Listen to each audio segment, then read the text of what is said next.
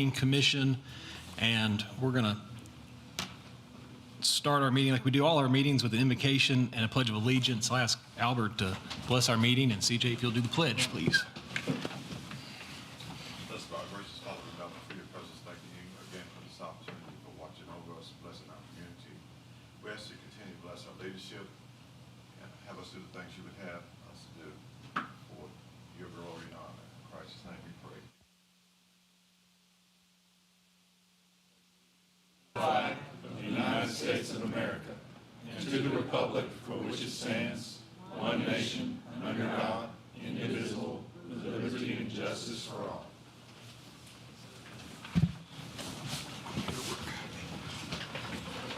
Mary Ann, would you please call the roll? Sir. Chair Harris. Here. Vice Chair Morrell. Here. Mr. Pereira. Here. Mayor Brown. Councilman Carter. Present. Mr. Strouser. Present. Mr. Thompson. Here. You have a quorum. All right, thank you. And Mr. Secretary, do you have minutes to present from the June 3rd meeting?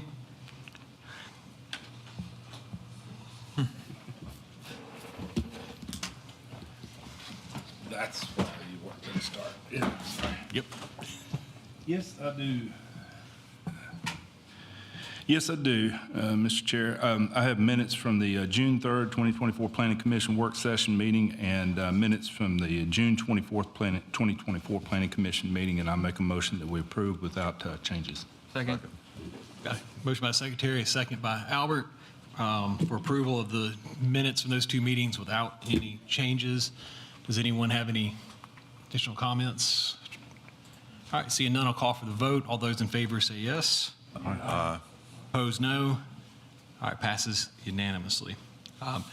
Next item on the agenda is public comment on agenda-related items. So this is a chance to make a comment on anything that's on tonight's agenda. I will point out, however, items 10, 11, 12, 13, and 15 each have their own separate public comments. So if you have a comment about one of those projects, it's probably maybe better served to speak during the public comment on that actual item, or you're free to come up at the beginning of the meeting also. So with that, I'll open public comment on agenda-related items. If you wish to speak, please come up and state your name and address for the record, and you've got 5 minutes.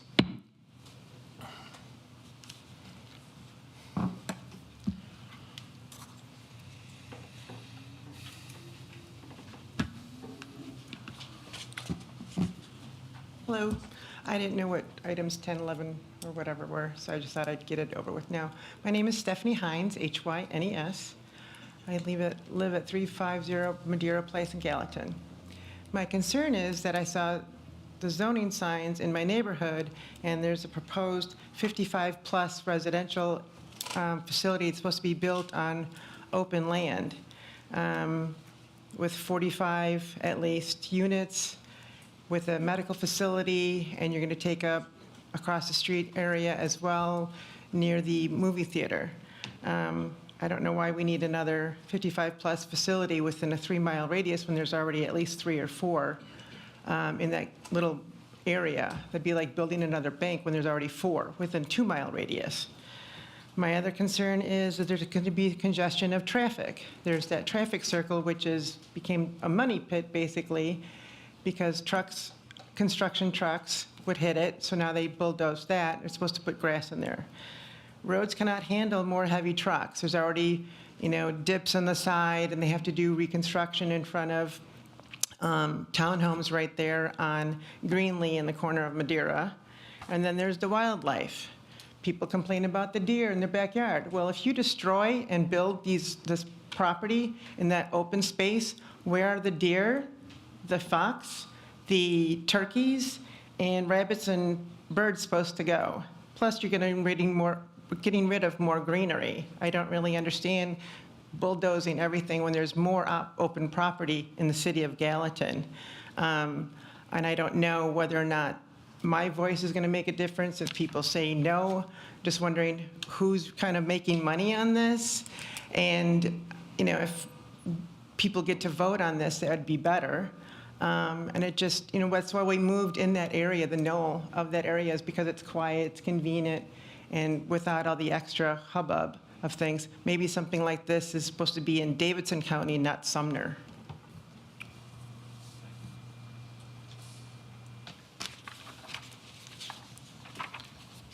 Anyone else wishing to speak on public comment? And since you pointed out, I didn't say which items they were, I'll just let y'all know. So item 10 has a public comment, which is Gallatin Gap. Item 11 is the Greensboro Village PUD. 12 is Greensboro Village Mixed-Use Residential. 13 is Habitat for Humanity, and 15 is the crossing at Hidden Creek. Those are the ones that have an individual public comment. So, sorry.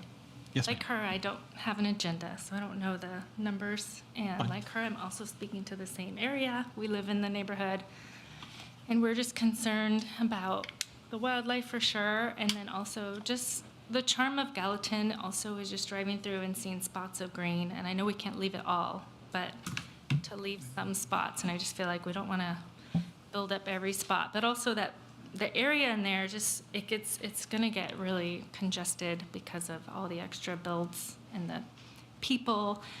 So we're just concerned about traffic also, and the wildlife is a huge thing. We actually have so many deer in our yard every day eating everything, and we're just wondering where are they going to go if we keep encroaching on them. So I'm against it. And I'm pretty sure a lot of people in my neighborhood would be too, but I don't think they know about it. So that's the other thing. I just feel like how's things get advertised more, and how can people even have a say besides this comment? I don't know. I need your name and Sorry, address. my name's Heidi Horio. Address? Oh, 221 Woodlake Drive. All right, thank you.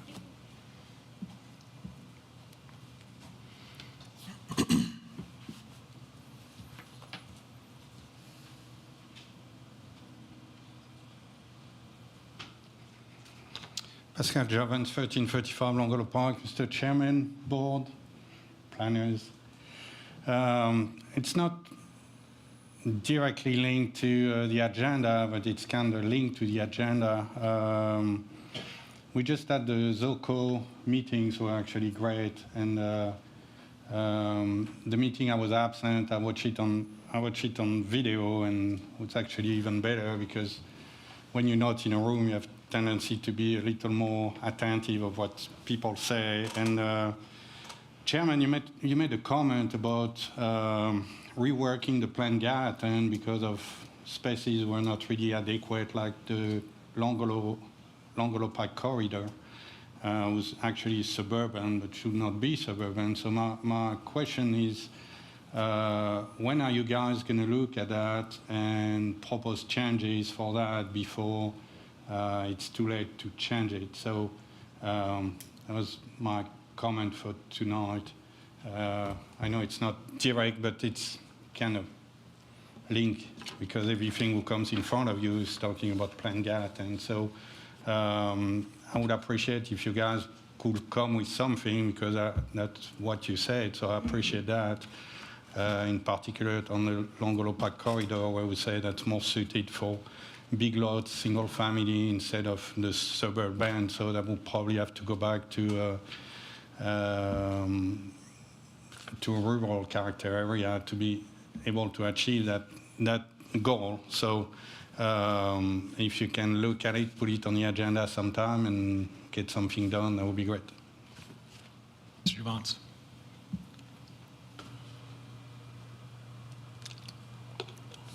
Anyone else wishing to speak on public comment on agenda items? All right, see no one else wishing to speak. We'll close public comment on the agenda-related items and move on to the consent agenda. And items 6 and 7 on that agenda have been deferred. That is Meadow Glen at Fairway Farms Phase 3A and Meadow Glen at Fairway Farms Phase 4A. So those two items have been deferred on the consent agenda. Yeah, Chairman, I will have to recuse myself from items 2 and 8 due to a conflict of interest. Okay. Thanks, CJ. We'll make sure that's noted. Is there anyone on staff or on the commission that wishes to remove an item from the consent agenda and have it addressed on the regular agenda?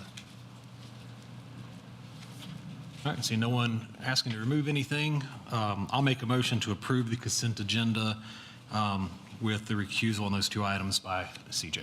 Second. Okay, so motion by myself, second by Albert for that approval. All those in favor of approving the consent agenda, say aye. Aye. Opposed, say no. All right, consent agenda passes, and that's going to take us on to item 10, which is resolution number 2024-098, Gallatin Gap.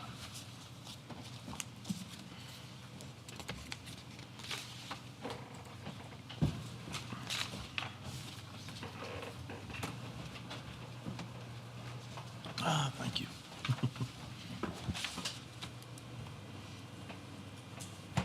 Tim Carpenter, staff planner. The owner and applicant request approval of an amended PMDP and final master development plan for Gallatin Gap on two parcels totaling 35.01 acres, containing 372 apartment units located north of National Pike and west of Harris Lane. The owner and applicant request an amendment to the PMDP that would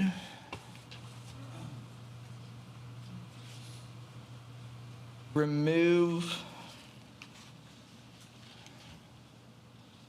the vehicular connections to Gap Boulevard. The layout, architecture, and unit count for the final master development plan are substantially consistent with the approved PMDP. However, the Planning Commission may find that the changes to the layout with removing the vehicular connections may be basis to consider this a major amendment. The Planning Commission, or the Planning Department recommends approval of GMPC Resolution number 2024-098 with 14 conditions. Two that I would like to point out are 7 and 8, which require the vehicular connections to Gap Boulevard and then pedestrian access to the Gap and Vol State. With that, there will be a public comment on this item. Thank you. All right, thanks, Jim.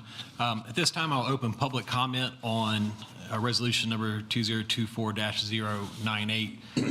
Anyone wishing to speak can come forward. So public comment is now open.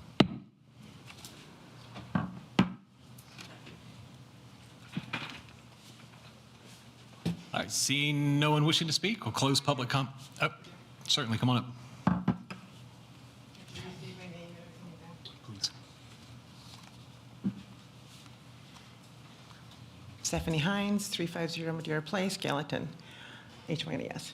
My concern with the Gap area is I work at Vol State, and that road right between the two, where there's two parts of the college, you go down Gap Road, and then there's Gap at the bottom. That gets very congested in there, especially when they're doing deliveries. And then if you're going to build these apartments for these people, there's only one way in and one way out. My concern is, what about emergency vehicles? And if you have all that traffic going into the area, plus with the school, it's going to get very congested, and it's not a safe zone. And more pedestrian walkways, I think that could be an issue as well. And mixing, that area with our students, that could be a concern. That's it. Thank you.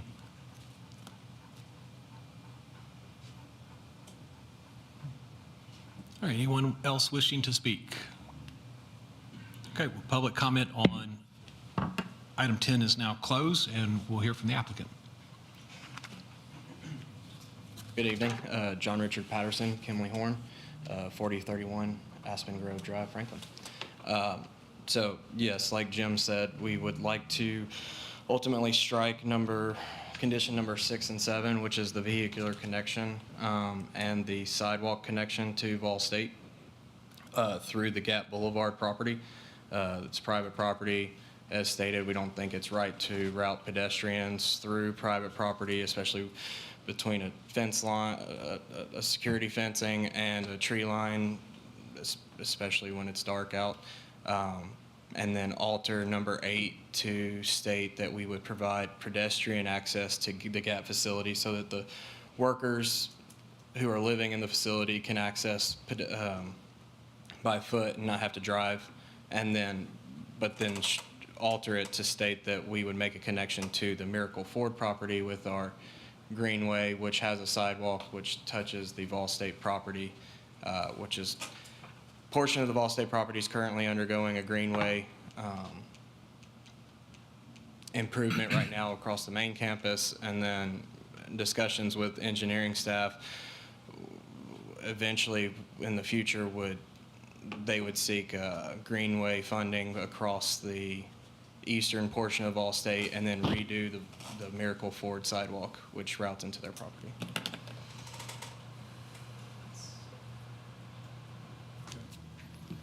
Aaron, I got a question. So where would a road connect to Gap Boulevard on this plan? It's not currently shown on the plan, right? No, it is not. The initial condition that council approved, the comment was to provide 2 connections, one on each side of the wet weather conveyance. We imagine roughly where they're showing the pedestrian connections to Gap Boulevard. That's kind of where we imagined good locations could be for that. That was a condition that came from city council? Yes, so what ended up happening on that is that was a condition on the rezoning that came through here, but I believe this body recommended denial for that, so those conditions just carried forward to the ordinance and was approved on the ordinance. I mean, we've had extensive conversations about the fact that what you're tying to is a gated private property, essentially. Well, I guess the first thing, if it's to remove that feature, that's, a change in circulation, so it starts to, meet the classification of a major amendment, that would send it back to the city council for approval if we were to remove that condition. And since, since city council approved it, the zoning change with that condition in there, I'm hesitant to remove it here without sending it back to the city council to make sure they're okay with that.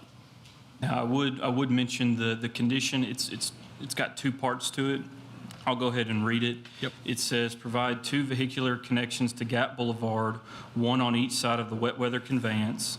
This will allow for connectivity for residents that might work at Gap or attend Vol State without having to access Nashville Pike. So, yes, the original intent was for vehicular connections on there. However, if they were able to provide pedestrian connections to both Gap and to Vol State, that could serve the purpose of that. You've got these apartments, you've got Gap, you've got Vol State, all high trip generating uses, and the purpose of that comment was to cut down on the number of trips onto Nashville Pike.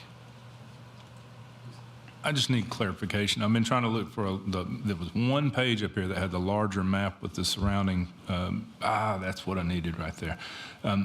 There is a security checkpoint at Gap on their boulevard coming into the facility. Are either of these connections that you're talking about, are they on the, let's say, beyond security or before security? So the vehicular connections that were part of that condition are on each side of the wet weather conveyance, which would be to the planned right of the gate. They would be outside the gate? It'd be inside of the gate. The inside. Inside the gate. So I don't think that we should have a connection that drops people to beyond their security gate. But I do think there needs to be a connection to Gap Boulevard. Is there an opportunity, a point of access on this plan where a vehicular connection can be made that will drop people onto Gap Boulevard outside of the secure area? I don't know where their gate is.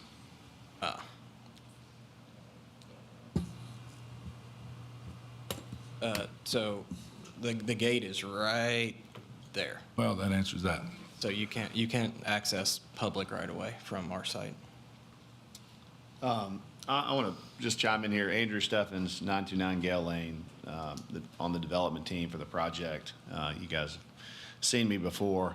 You know, our goal here, kind of working with GAP, working with the city and you guys, is to encourage pedestrian connectivity and encourage people to walk, you know, get cars off the street, walk to work, walk home. I mean, I think that's in the best interest of Gallatin, of everybody, which is why we came up with the concept of the pedestrian connectivity, direct access from our development, you know, even from the commercial all the way at Plan South, all the way through to get up through GAP, through a secured pedestrian entrance for the people that live at the project and work in the facility.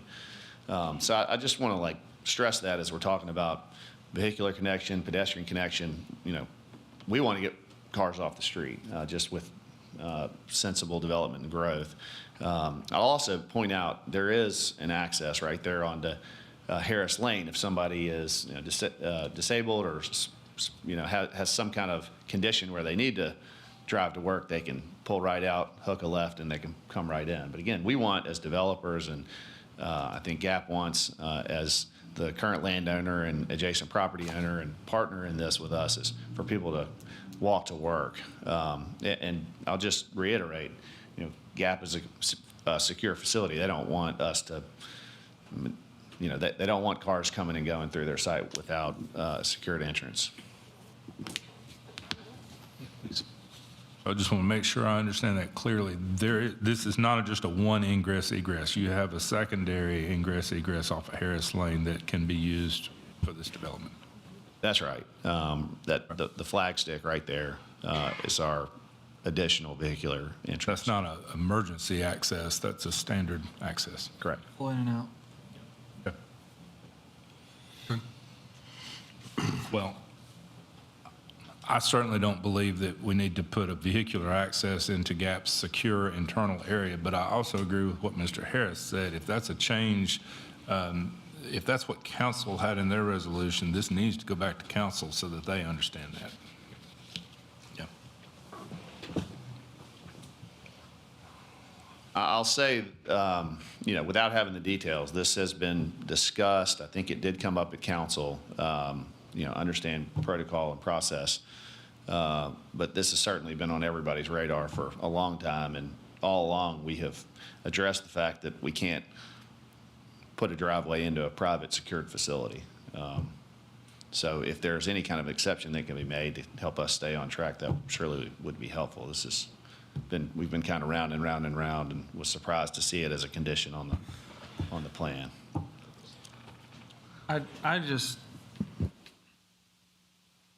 My opinion is the condition is they're being asked to connect to a private facility that's gated and secure. And we have a condition on the table that is basically going against their security measures for their site. And they're one of the largest companies that's in Gallatin. And I just don't understand why we would delay it 3 more months with something that's really inevitable. How do you get a 3-month delay out of that? You got to go all the way back to council. You have to go to a first reading at council, and then a public hearing, and then a second reading. If we voted a major amendment, that's what happens. It's the 3 more months before these guys can move forward. And it's a condition that GAP doesn't want. I see the need for it. I almost feel like it was an oversight because we voted against this entire thing the first time, which sent all the conditions to council. I don't know how much discussion was had at council about this particular condition, but to me, it's almost an oversight, especially with the security measures that GAP has. That's just my opinion. And the only reason why it was added back on was because it was a condition of approval that council approved. Yeah, That's why it's showing up here. Yeah, so that's the issue. When council approved the change, that condition was there. I mean, were they looking at it from a safety measure or just someone going to and from work? I mean, That'd be the difference. Yeah, If it's I a- don't know how you could force someone to put public traffic on a private driveway, right? I mean, if First it's and a- foremost. And I'm more concerned, as I said last time, for the residents that live in the community. I don't want my 250 cars at 2 o'clock in the morning when they leave for their shift driving through a residential street. You know, if you look at the picture that's up, the one that John asked, you know, there's an exit. It's literally a U-turn. So, I mean, you have connectivity without hitting 31 off of Harris Lane. So, I mean, they're literally like side by side. Now, we could even potentially cut that back on something and keep it off the road altogether, but, I mean, yes, it's a bit extreme. Yeah, no, I get it. I'm not sensing that there's pushback on removing the connection. I think I would agree that that's not a good idea either. So I think it's more the technicality of does it meet the, a major amendment if council had approved it that way? So, I see that. let me ask this, and John, you might know the answer to this since you've been on the commission much longer than I have. Do we have to vote major or minor before we vote on an amended resolution? Yes. Always have. Yeah. Yes. So, This might be unorthodox, but if y'all are asking, I don't know what council's wishes are. I just know what they approve. We have a member of council sitting here. Do you want to speak for council? I know I can't. I would have to go back and look. I can't remember exactly. I remember discussing it, but I can't remember what all the details were at this moment. I mean, to me, it'd be one thing if codes was requiring another entry in the gap for a safety measure, but then that entry, I feel, would be gated.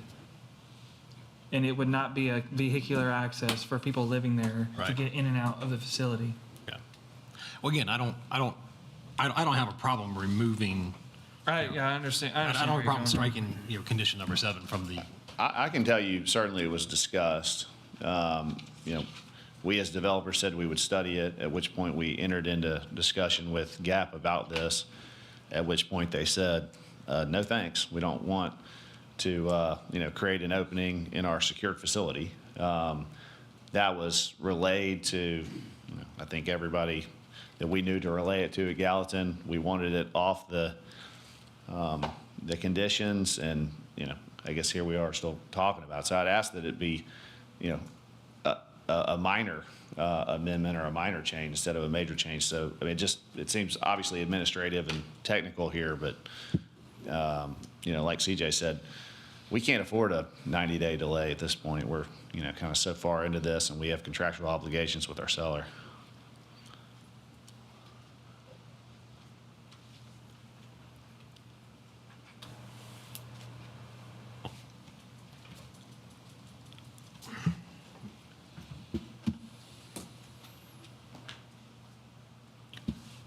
well,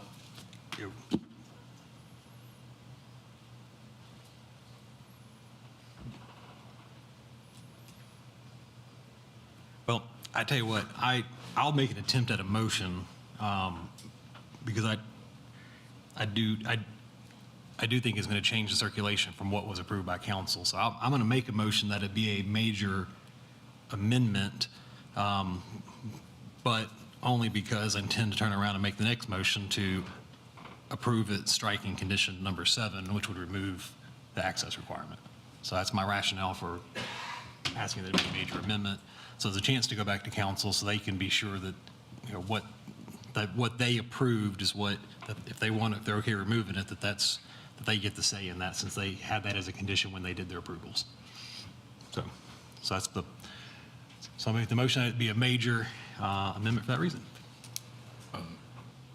I will second the motion so that we can have some discussion. Certainly. Can I add something? Yes, sir. So probably should have added this earlier. So they did submit a traffic impact study with their initial submittal, but because it was submitted at the same time, there hasn't been enough time to go through and get it fully approved. In most cases with an FMDP that doesn't have traffic impact study that's approved, the engineering division would recommend deferral. If that's not something that can be done tonight, we just have a condition that would want to be added on there about the traffic impact study needing to be approved, and revisions based on that traffic impact study would need to be reflected in the plan. I've got the language that I can. Well, it's, There's a condition about a traffic impact study? Condition, and Aaron, if you don't mind, let's deal with the adding of that condition after we get past the major or minor conversation and get back to the actual item. So right now I've got a motion and a second on the table for a major amendment. Mr. Pereira wanted to do that for discussion, so. Yeah, I just- So let's start, we can have that discussion. We're in discussion. It's a motion and a second for a major amendment. And Yep. so now that we can have discussion about that, there's a litmus test of what's supposed to be major and minor that we're supposed to follow. And that's why his motion makes sense. I understand we don't want a 3-month delay on this, but my question for staff, is there no expedited process such as a special call meeting, which basically consists of a 15-minute meeting before their next meeting? We understand this is a technicality. Yep. Is there no expedited process? No, they have to go to 4 meetings. I can clarify what the ordinance states in regards to determining a major versus minor amendment. Major amendments to the master development plan are supposed to be including the following criteria: an increase in the density of the development, substantial changes in the circulation or access. So that's maybe the one that is in reference here. You have to determine whether or not this would be a substantial change in circulation or access, or if it's not substantial, then you all could approve that change. The remainder of the items don't necessarily seem to pertain, but I would say that particular item is the one that you should be considering, whether or not it is substantial or not. So Just so everyone else can hear, what are the other 3? there are actually 8. Substantial changes in the mix of dwelling unit type, substantial changes in grading or utility provision, substantial changes in the mixture of land uses, reduction in an approved open space, landscaping and buffer yards, substantial changes in architecture or site design features of the development, or any other change that a city planner determines to be a major divergence from the approved preliminary master development plan. The Planning Commission may overrule this determination upon a favorable vote of a majority of the entire membership of the Planning Commission. So those are the 8 items. So Brian, just since you're the planning director, what would your opinion be? Is this a substantial change in circulation, or how would you view it as from planning? I would say substantial is questionable. It doesn't necessarily change the circulation, in my opinion, other than the fact that it's attempting to provide some form of additional access for residents that live within that area to be able to either walk or drive to work at, which I don't see the point of driving to work from 5%? that location to the Gap. But, you're not going to see a ton of people using that connection necessarily, other than potentially for what the applicant has stated, that may be used for a cut-through from workers that work at the Gap to go through that residential development. It may actually negatively impact that residential development. I don't know. We're talking about 5, I guess the residents in this community that would work at Gap. You can't guarantee that those residents will work at Yeah. Gap. There was only 25 units that were subsidized, and those are only a couple $100 subsidies. That's not a huge change. So you can't guarantee that those units are going to be occupied by all Gap workers or Vol State students or whatever, what have you. But it was just in an attempt to increase the circulation between those entities. I just want to point out that we're not just talking about the folks that work at Gap and might live in these apartments. One of the justifications for approving these apartments was because Ball State doesn't have dormitory housing, and this was providing housing for the students. And so that's why the discussion about the access down Gap Boulevard, rather than dumping them out onto Nashville Pike, was had. It's clear to everybody up here that we don't want to dump them into Gap's interior, secure area. But I just can't speak for council. Was council insisting that something be reached? I mean, there is a solution. Gap can relocate their security point. I don't think that was necessarily what council was suggesting. When you talk about substantial, I'm pretty sure in the traffic study, we weren't even asked in our scoping meeting to consider traffic through that point of access. Everything was through Harris Lane or out to Nashville Pike. All right, well, look, we've got a motion and a second on the table, so we either need to decide that it's a major or decide that it's, doesn't pass that test and then get back to the main item. So from what Brian's saying, is it substantial? Probably not. So I don't know if I can, but anyway, so just to think, so if it's a major amendment, it's going to go back to city council for them to weigh in on it. If we vote that it's not a major amendment, then we'll need a motion for that to be a minor amendment, and we can deal with it that way. So, on the commission have any further questions or comments? Yes, sir. Okay. Well, all those, pardon? I'm just trying to figure out protocol, right? Yeah. So basically, so I'll call for the vote. If you think it's all in favor of considering it to be a major amendment, say aye. I'm sorry, sir. I've got a motion on the table. It's not appropriate.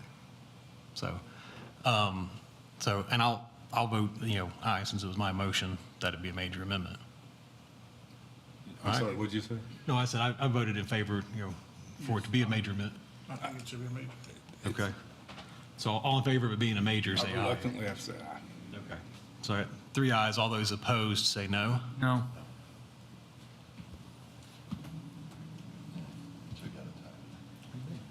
It's page one here.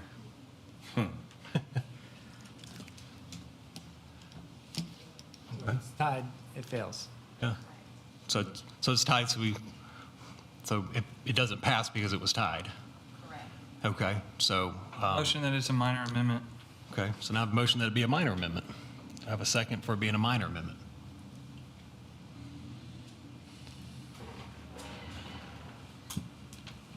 Tell you what I'll do, I'll help you out here. I can't in good conscience vote for it to be a minor amendment because I follow the rules, but I'll abstain.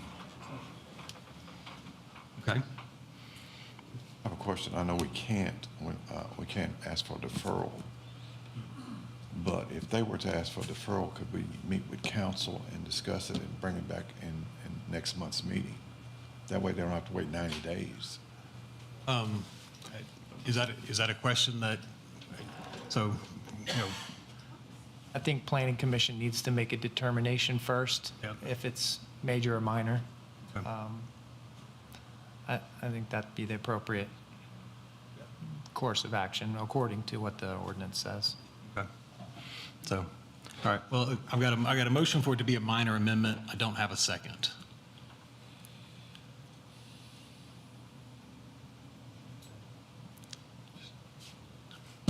All right, well, that motion dies for lack of having a second, so we're back to the same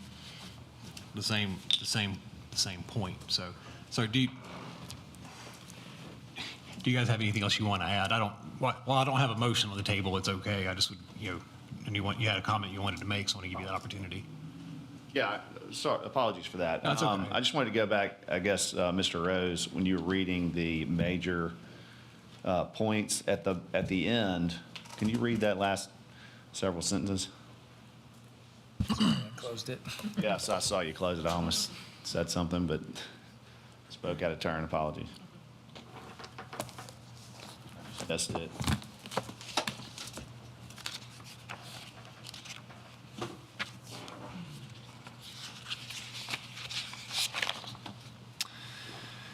It said, any other change that the city planner determines to be a major divergence from the approved preliminary master development plan. And then it says, the planning commission may overrule this determination upon the favorable vote of a majority of the entire membership of the planning commission. Got it, thank you. Okay. Can I ask for a clarification? By all means, sir. All right, so going back in this, where did the conditions get added? Did we add those and send them to council to add for the vehicular connection? No. Or did council add them at council? I believe it was planning, staff had that as a condition of approval when it originally came to planning commission. We sent a recommendation with those two conditions included. We sent a negative recommendation, and those conditions went with that. Went with it. Council approved the project. So now it's back here with those conditions. So the conditions carried from staff through this body to the commission. That's why it's still there. So it wasn't removed at council. The negative recommendation, though, was generally based on the architecture. Is that right? Yeah, it was predominantly the architecture, but I think the connection, and the connection about the connection into Gap, I think was there. My recollection was staff had recommended that because it was being presented as housing for Gap workers to give access to Gap, since that's how it was being presented. So again, I don't think anyone here has sees that it's appropriate or we need to have that connection at this point. It's just really a matter of whether or not it needs to go back to, if it satisfies the major or minor change. We have a solution to this. I didn't second your motion, CJ, because I intend to abstain in order for there not to be a tie, Understood. but I can't second a motion I intend to Understood. abstain from. So you want to make? I mean, I just, we're talking about it being a substantial change. And we're looking at a connection that, obviously, we already know it's going into a gated facility, but we're looking at a connection that was for less than 10 occupants. 25, but you can't guarantee that all those 25 are GAP employees. So And you also can't guarantee that all 25 of those GAP employees are driving to work. yeah, my understanding, and I could be wrong, is that those 25 units out of the 347 47. units were specifically tied to Gap employees. Okay. So You've got, it doesn't necessarily mean that if they stop employment, they're immediately evicted. I don't know how that would work, but I don't know, you're talking about 5 tenants. I think John was going down the right path with a solution around where the gate's at. How about you do the road on the Harris Lane? They can do a small cut through to get right onto the property. It's off of everything, stays with the original intent, and I think that's a good compromise. So it's just it's one connection versus two, and it's moving it. I don't think that would State be your name, major please. at that Can you point. state your name, please, sir? Kevin Coons, Gap Inc. And y'all, that would be outside of the gate. Yeah, the gate, we would do it in front of the gate, and that way they could still go through security, but you still have connection into Gap's drive. On Harris Lane, there far- is room. Yes, That's how what- far off of Harris Lane would that connection be? Because I already know what engineering's gonna say, they're gonna want a 40-foot throat length from Harris Lane. It's about having a connection Yeah, straight from. I mean, which is kind of why we're in the situation. We've been saying all along, we can't do it. They don't want it. We can't do it. There's not enough room. We can't connect into a gated facility. I just don't know why you would have a connection I agree. 50 feet Can't do from it. Doesn't make a public sense. right-of-way to get into the facility. 100%, yeah. I mean, it doesn't make sense, and we can't do it. And it's been discussed a lot. I would ask that it be a minor modification so we can, just move on to the next topic for this.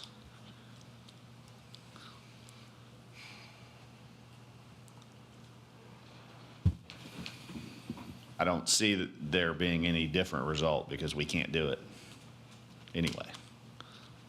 I would still want this to go back to council just to verify and be able to do, to research some more to see what the decision was and why we made the decision that we made.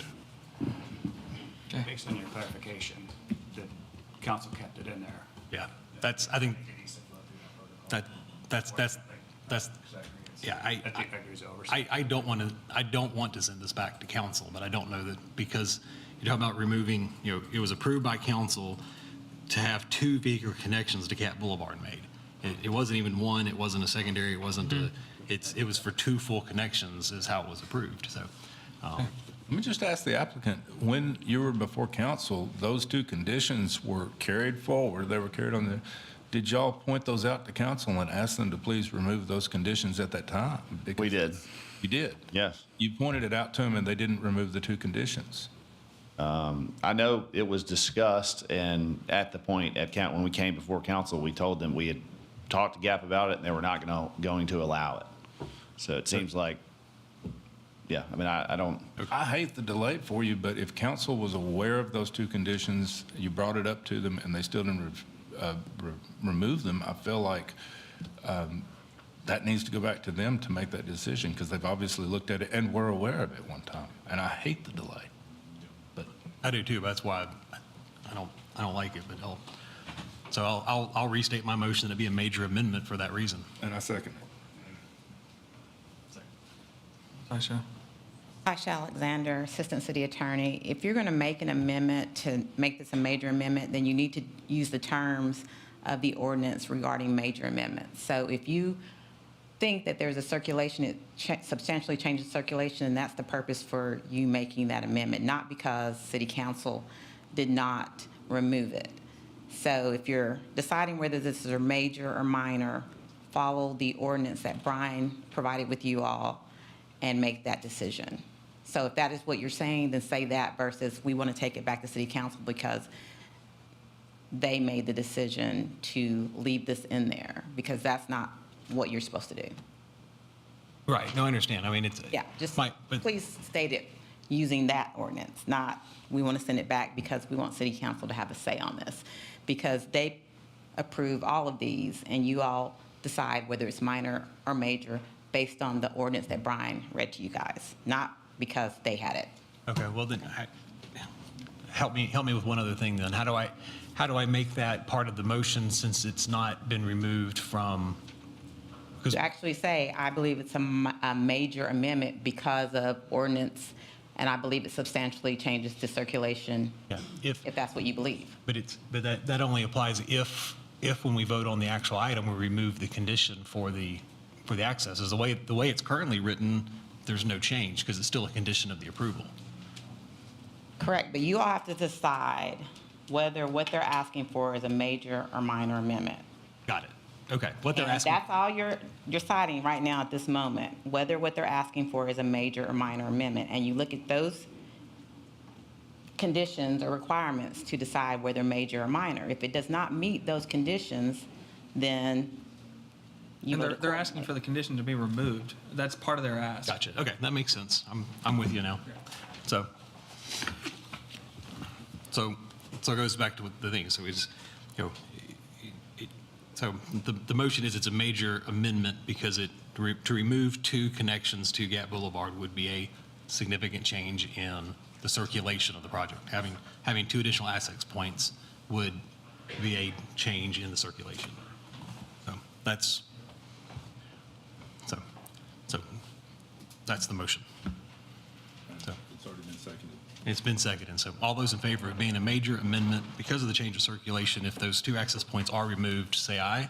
Aye. Opposed? No.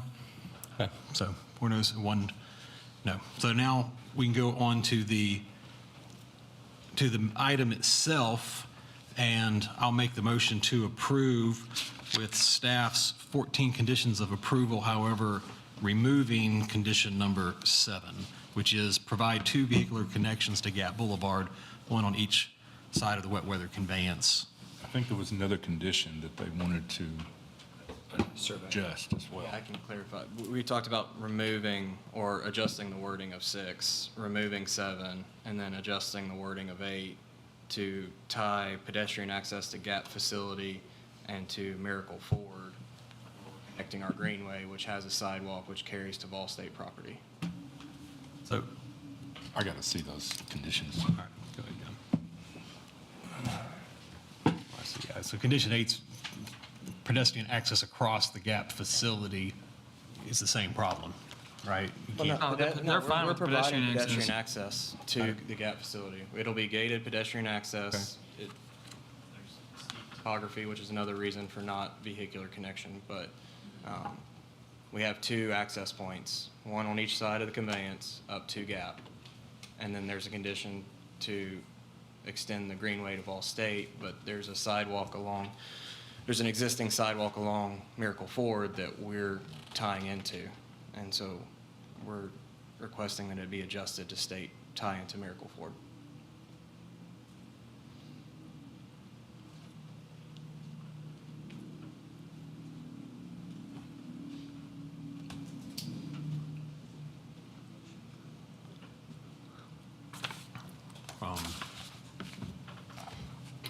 Same issue, we can't connect across other people's properties. I mean, we're willing to get there and do as much as we possibly can, but you already have a sidewalk in front of Miracle Ford, which we will connect to and across our entire site, all the way through our entire site up to GAP, pedestrian connectivity. But there's a future greenway coming through Vol State that we have nothing to do with. We'll get to Vol State, and then that's the future greenway state project. So it's just we just want the language, I think, cleaned up a little bit. So in condition 8, you just want to add that it tie into Miracle Ford's sidewalk. Strike volunteer, State Community College, and replace it with Miracle Ford, which is adjacent to us. All right. Staff, do y'all have any concerns with that?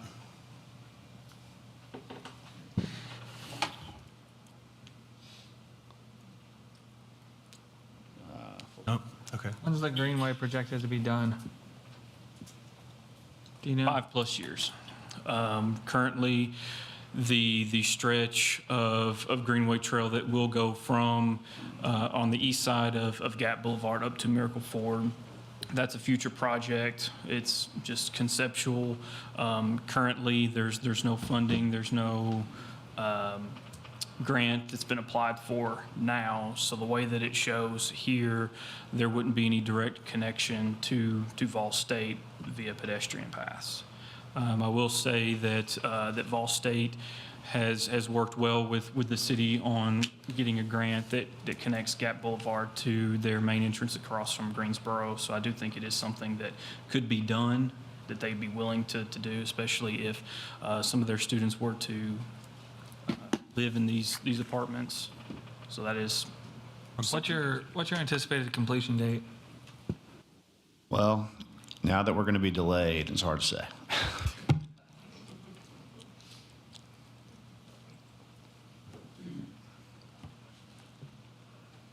Well, nobody seconded my motion, so I'll consider it dead, and we'll try this again. No, he did. Oh, did?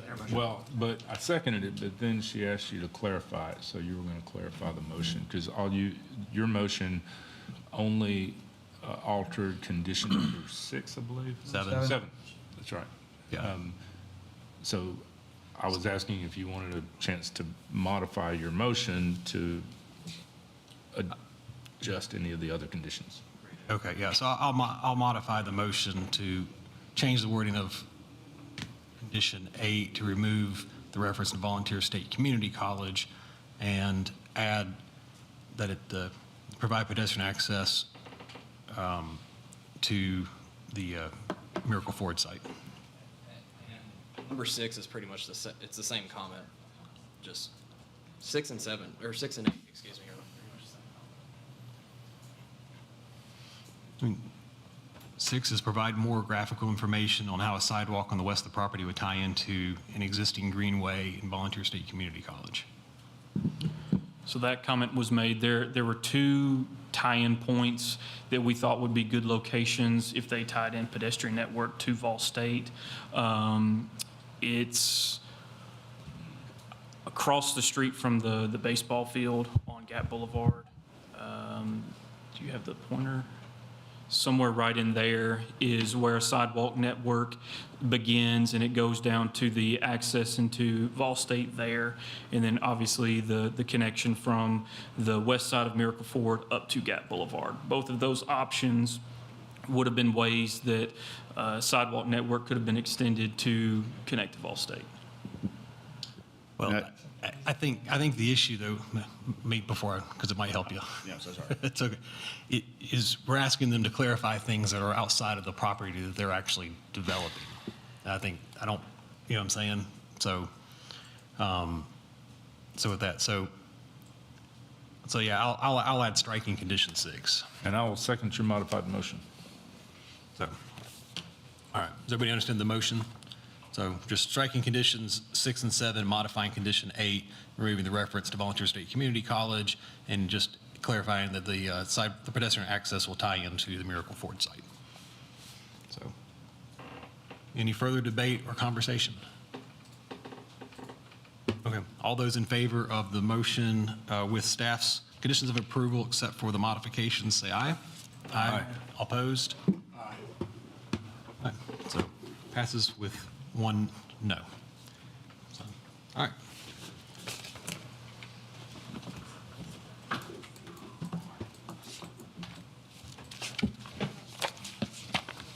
Okay, item 11 on the agenda is Resolution 2024-095, multi-tenant retail development, Greensboro Village PUD. Yes, the owner and applicant request the Planning Commission to recommend approval of a rezoning of 47.51 acres from the SP specific district to the MRO PUD district in the Greensboro Village PUD, and approval of a preliminary master development plan for a multi-tenant retail development to totaling 56.47 acres. This is located east of Greenlee Boulevard and north of Nashville Pike. 9 acres of this property along Nashville Pike are already zoned MRO PUD, and that will not change with this amendment. This property is currently part of the Greensboro North transit-ready development, which proposed a mix of commercial, office, and higher-density residential housing options. Before the expansion of this plan into the subject property in 2020, this property had preliminary approval for over 1 million square feet of commercial development in a similar design scheme as shown with this PMDP amendment.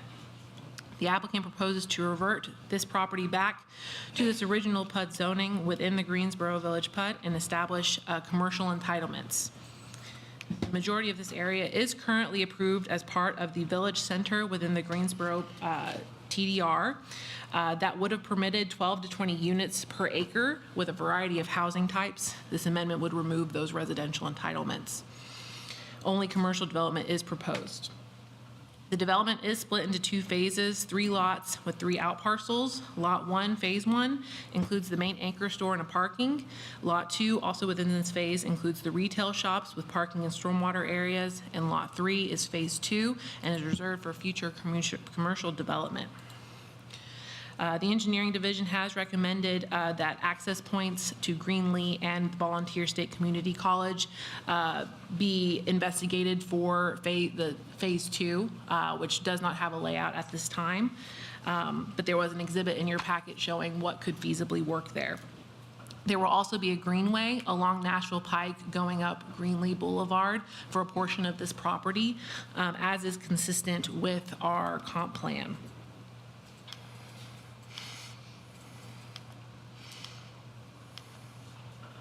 On your screen, this is the architecture proposed for the retail shops that are connected to the anchor store. And then this is the anchor store they are proposing with the architecture at this time. This is a variety of materials of brick, tilt-up panels, painted precast, and aluminum storefront curtains windows. This is does not meet the 70% brickstone requirement and would require approval of an alternative architecture. The Planning Department recommends approval of Resolution Number 2024-095 with 19 conditions. Given that this is a significant change in use and a rezoning, this request will go on to City Council with your recommendation, and a public hearing is required. Thank you. All right, thank you, Jillian. At this time, I'll open public comment for resolution number 2024-095. Anyone in the audience wishing to speak can come forward at this time and make comments. All right, seeing no one jumping up to speak, we'll close public comment on the item, and we'll hear from the applicant. Good evening. My name is Ken Knuckles. I'm with Development Management Group here in Nashville, representing the property owner and the developer for the project. We've been working with Julian and her staff quite a bit, particularly on the architecture of the building. I think we found a place where everybody is reasonably comfortable with what we're proposing. I know the tenants are satisfied, and I think it's a good compromise. Again, we've also reviewed the 19 conditions that were imposed as part of the recommendation, and we're in fact, we have no issues with any of the conditions. Thank you. And has engineering shared with you the kind of what they were talking about on the access points for the future? Okay. So you guys are all good working that out? Okay.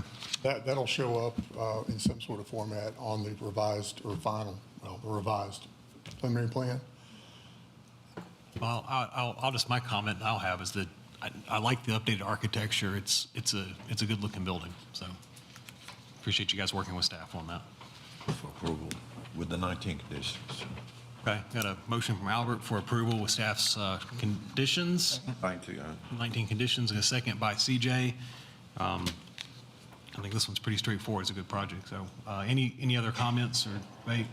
All right, we'll call for the vote. All those in favor of approval say aye. Aye. Opposed? All right, passes unanimously. Thank you so much. Talk to you soon.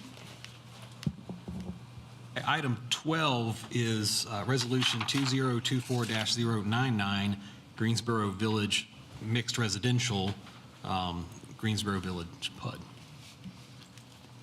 The owner and applicant request approval of a PMDP for the Greensboro Village Mixed Residential Development within the Greensboro Village PUD on 2 parcels totaling 43.50 acres. This is containing 35 townhomes, 440 active adult dwelling units, an assisted living memory care facility, and 6,500 square feet of medical office.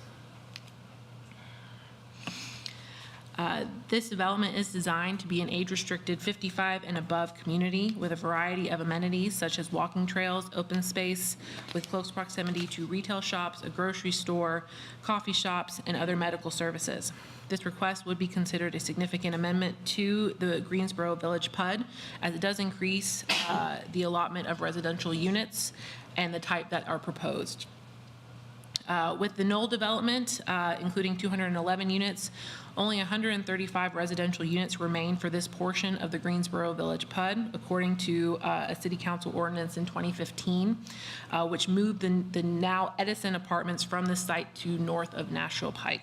No more apartments were permitted in the PUD at this time. The proposed development is requesting 475 total residential units, which is 340 more than currently remaining in the PUD. This plan requests the following: to add the units as I just described, remove any commercial entitlements outside of the medical office, add the 6,500 square foot medical office, and add a 125 bed healthcare assisted living facility. The proposed PMDP includes a density of 11.67 units per acre with the assisted living facility included, and 12.9 units per acre with the assisted living facility area removed. This is counting the reduction based on where the floodplain is located. This is above the recommended density range allowances appropriate for suburban character area, which is 2 to 5 units per acre. However, the proposed density could be justified because a large portion of the property, the area north of the roundabout, is within the general urban community character area, which recommends 5 to 15 units per acre. They did include a pattern book which described the variety of materials that they are proposing. They are asking for relief from the 70% brick stone requirement in order to provide a variety of materials for the various housing types that they are proposing. They are also asking for exceptions to the height for their 3 to 4 story buildings and 4 to 5 story buildings. Those are included in the map and are described throughout your packet. The typical height for this zoning is 35 feet. The applicant is requesting a 68-foot maximum building height for the 4 to 5 story and a 52-foot maximum building height for the 3 to 4 story split. The Planning Department recommends approval of resolution number 2024-099 with 4 conditions.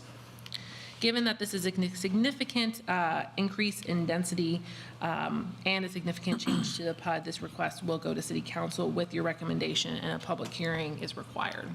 Thank you. All right, thank you, Jillian. At this time, we'll open a public comment for the mixed residential projects. Anyone wishing to speak on this item, please come forward and state your name and address for the record, and you'll have 5 minutes. Thanks. Public comment is open.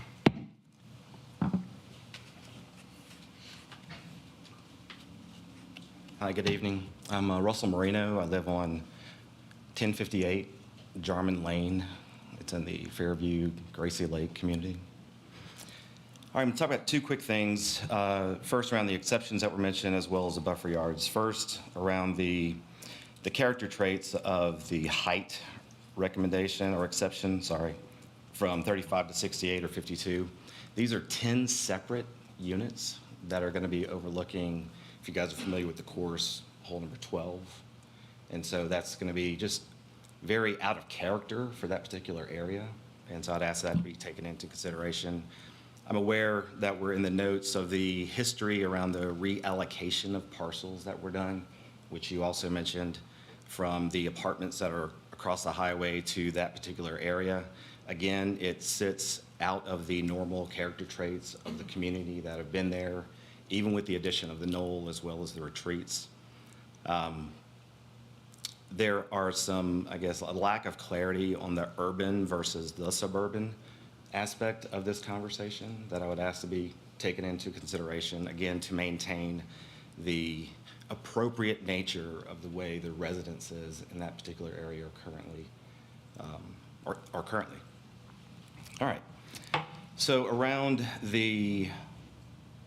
well, before I move on, I just thought the extreme aspect of having 135 available units moving to a requested 340 is just sort of going counter to the entire agreement that was made back in 2015 when you guys did the reallocation of the parcels. All right, buffer yard. So full transparency, if you were to look at the map, I am in the cul-de-sac on the very southeast side of the property, right in the cul-de-sac. My house sits right there. So my entire left side of the residence is going to be next door to the new development. I'm not against the development. I'm asking for it to be fair in representing what precedence has already been set with some of the other areas that are in place. What I mean by that, that would be considered buffer yard F, which right now has a 15-foot identifier next to it, versus both buffer yard E and G, which is on Grassland Chase, another residential area, is 20 feet. So what does that mean? That means you get not only additional 5 feet, but also additional material. Trying to lessen the impact of what this is going to do to the already established areas is what I'm asked to be considered. And so that would be part of it, as well as if you look at the distance between the other precedences of Knoll as well as the retreats, which retreat does buffer up next to Fairview as it sits today. This is, my particular area is going to be directly next to the property line versus the other decisions around previous developments, as well as the other buffer yards that are currently being proposed today. So I just ask for consistency and fairness of other precedences that were done previously. So lastly, I'm aware that there are, you guys are going through an updating of your zoning ordinance. I know that's going to take about a year. This is a vast multi-use development, commercial, different types of residential aspects, to take that into consideration around just the potential changes that may be coming in the near future around that as well. So thank you very much. Thank you, sir.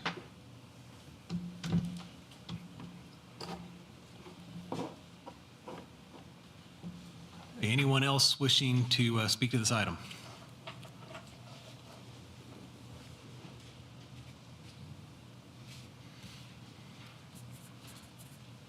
Pascal Jovens, Gallatin, District 3, City Council. I was not going to say anything, but the more I hear about that development, the more I get bothered by it. For all disclosure, I had a meeting with the developer months ago, and he showed me all the development, and the meeting was going good until he told me that he gave his word to the city that he would not build any more apartments on that side, and basically he made a deal with the city to move the apartment on the other side, and no apartment would be built on that side. And you know, I look at him and I say, if you made a deal, what I'm doing here? If you gave your word to the city that you will not build apartment there, why are you building apartment there? I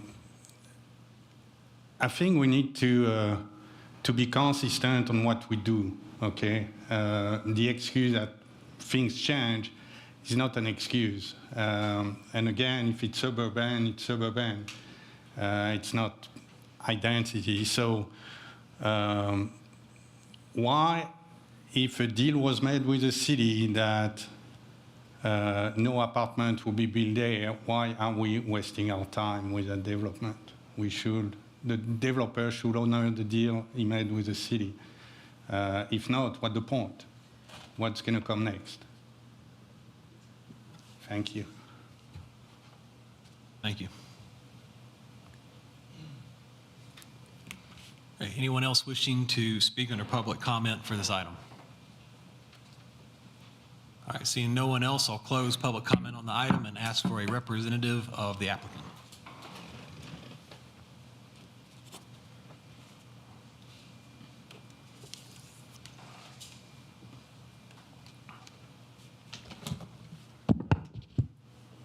Good evening, Mr. Chair, members of the commission. My name is Gary Vogan with Kaiser Vogan Design. We are land planners, landscape architects, speaking on behalf of the developer, owner of Green and Little.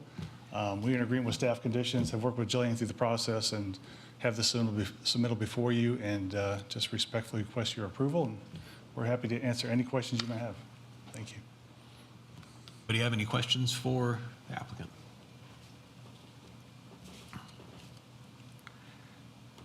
Well, I guess you heard from the gentleman who's going to live right next door to those units. You have any feedback or comments of what you guys can do as far as the buffer yard and helping that out? Yeah, sure. I was looking at the buffer plans, and there's two different zonings there. There's an MRO to the south, and then an RF15 PUD to the east. The eastern boundary is a 20-foot buffer, and the southern boundary at the MRO is a 15. So there's a drop just based on zoning code. Am I right, Jillian? We are willing to match that at 20 if that's so desired. I don't think that's an issue of buffer, saving those trees and enhancing that. So we don't see a problem with that. And remind me, just because it's been a minute since we've talked about this, is this all your rental product, or are these for sale units? What's the intent on those? It's a mix with some assisted living. It's based really on market demand. We're showing townhomes, we're showing some multifamily. It's all residential, but pending the market demand, we're not sure what that mix may be. We just want to meet the intent of the zoning ordinance for the residential piece of it. It's the entire project is the 55 and up. Correct. Okay. Yes, every unit, be it anything brown on this map, townhome, multifamily, then with the office as well, and assisted living, yes. The height you're asking for is it 64 feet? Correct. Where is the nearest 64-foot building in proximity to this? Probably across the lake into the Reverie development, Reverie Point. That's what I thought, but I didn't want to assume. I mean, there's not really a precedent in this area for anything of that height. If I can clarify, the height is the take-up grade in the building, so it's a split. It's a it's either a 3-story, 4-story split, or a 4-story, 5-story split. So the higher number is for the 5th story, the take-up grade, if that helps. So it's counting backside of the building to the top. Correct. It is, on both measurements, those height increases are on the back of the building.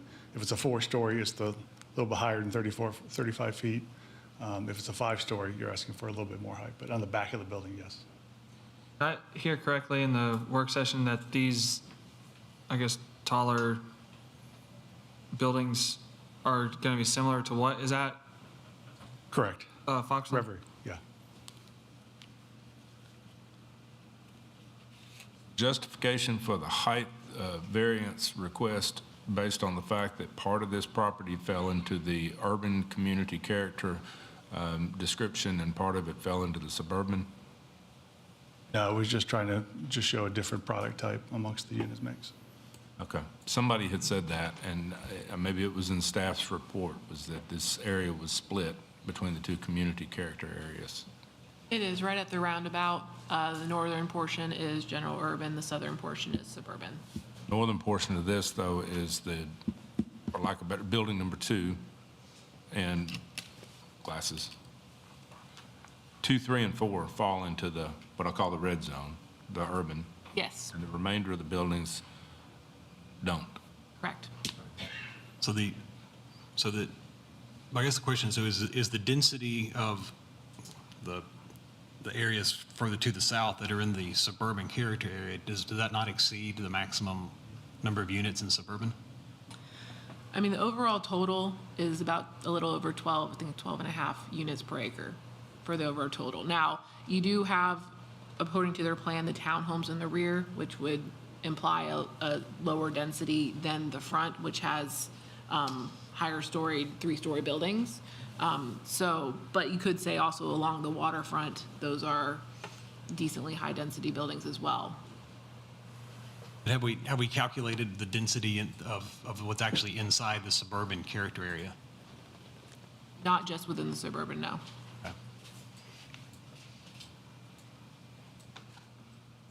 What's the allowable density, taking all the property into account?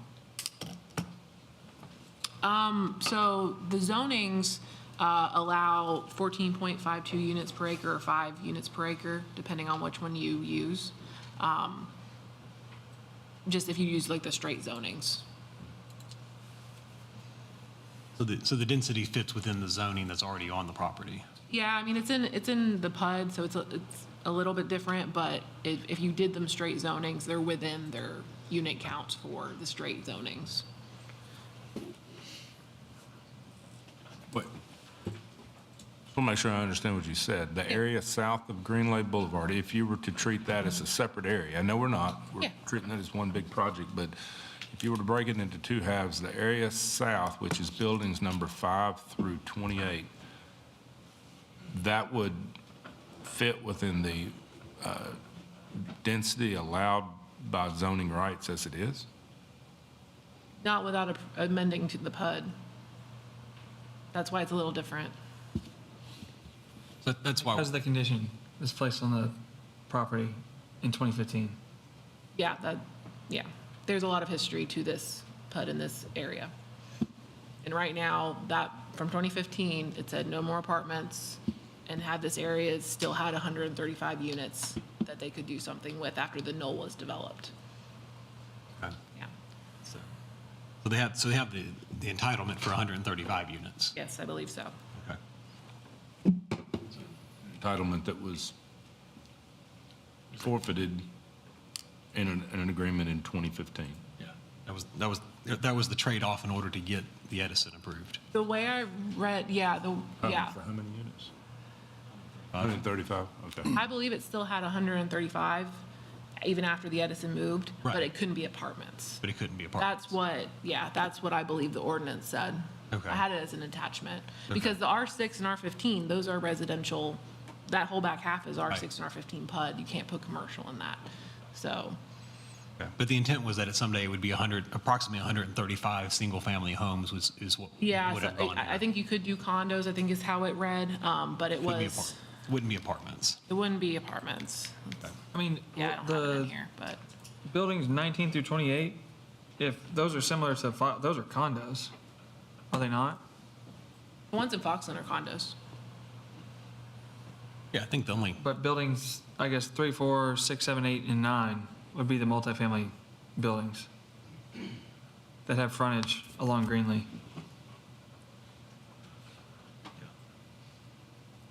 those would be the multifamily, apartment buildings essentially.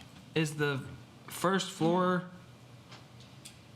of those multifamily buildings garage?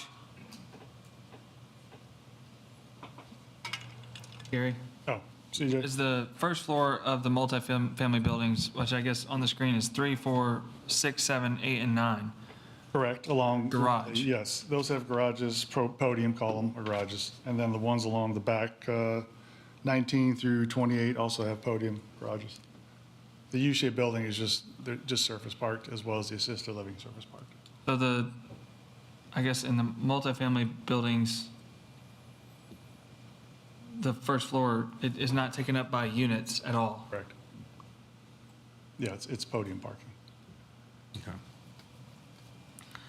So if you guys get, a year or two into this project and there's not enough demand for 55 and up housing, what prevents you from changing that and opening it up to, to anybody? I would say we'd have to come back to you all if we do a major change like that. I mean, I'm not sure the law of that, but we'd have to come back and start over again if we asked for that. Would they have to come back to us, or is that a private covenant? Because we don't enforce private covenants. It is a private covenant. We don't have anything in our zoning ordinance about the age of people that live in a place. Potentially, you could add a condition, city council could potentially add a condition describing that and emphasizing that concern. But I'm not sure of the legal aspect of that. But if it started if they began renting to 50-year-olds, 40-year-olds, we're not going to go out and check that. We, the city, are not going to go out and check that and verify that, are we? I don't know how you would. And my concern, the reason I bring that up is we had the presentation at the work session. Part of the appeal of the project is that it's not impacting the schools. It's with the demographic. I'm interested in what assurances we can have in place that it doesn't turn into something that wasn't what was essentially sold to the city. So that would be a concern. Go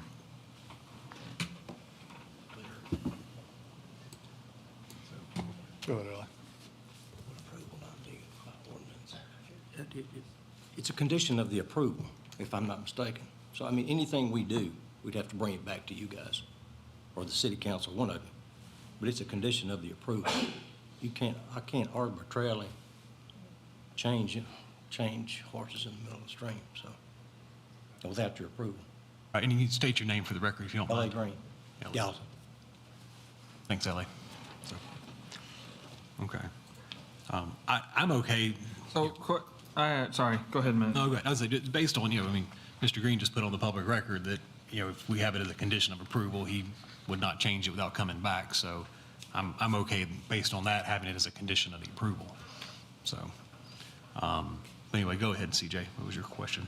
I guess going back to parking. So these buildings being podium buildings makes it interesting because if you take the podium out, it drops the building height. However, you now have a sea of parking, more so throughout the entire site. So, I mean, you have less tall buildings, shorter buildings. However, your site is completely different. You don't have the open space, you don't have the trees, you don't have the green space. I don't personally have a problem with the heights of the buildings, so long as the buffer yards and the screening's done well. Yes. I don't think, I haven't heard that, and I've had, numerous people, reach out to me in the public about this project, and I didn't get the sense that people were opposed to the heights. It was more just how the landscaping, how it was going to look from the adjacent areas, and that they'd be done well. And I've got no doubt that this is going to be a well-done project and good architecture. So And you would, if this made it through city council, you would see this again? You would see the FMDP for whichever, if they phase it out, but you would see it again and would have even more information at that stage. Do we need to add the condition regarding the landscape buffer? For them, our respects, Yeah, yeah, it would need to be in there. So,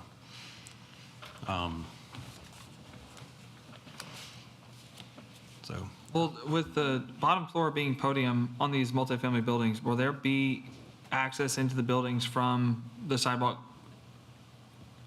network along Greenlee? Yes.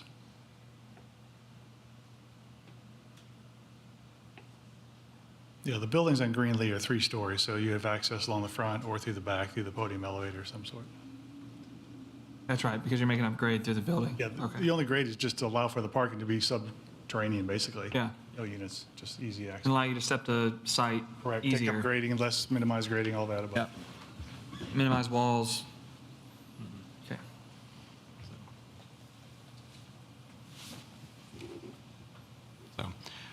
So one of the things that was mentioned in the public comment was, and it's come up here too, the trading of the density and the agreement that was made back on the Edison project. So I guess, why should we now allow the higher density when that was the arrangement that was made for no apartments and back in 2015?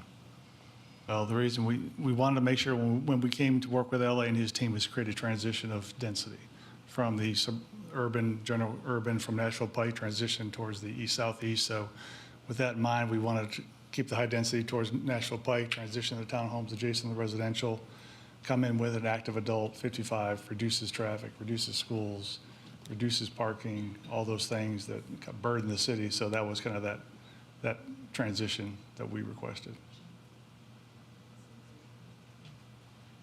Anyone have any comments, questions, a motion? John? Well, okay, I was on the planning commission in April of 2015 when that agreement was made. And there's a lot of good about this project. This is why I'm mixed on this, because there's a lot of good about this project, especially if it's a 55 and over community. I don't like the height of the buildings. I don't think there's a precedent for it. But my biggest concern is that a promise was made to the community that the density was shifted. It was a promise that it would be 135 units in this area, and now we're jumping up to 340 units. By voting to approve that back in 2015, I'm party to that promise. I can't vote for this. But I will also say on the record, there's a lot of good about this project. But that was a promise made to the community, and now we're changing it, and I don't really see a justification or a reason for changing it. Mr. Chairman, if I can clarify, the number of units proposed is 440, not 340. 75. 475. That's the 135 plus the 340. I would pose So it's a 340 increase. Correct. So it's 475 total. Correct, yes. If buildings 19, I don't know if anyone has run a hypothetical. If buildings 19 through 28 were 2-story, just like buildings 10 through 18, what would that do to these numbers? Would we be going from 135 to 475? Or would it significantly change it? And I don't know that anybody's run that model.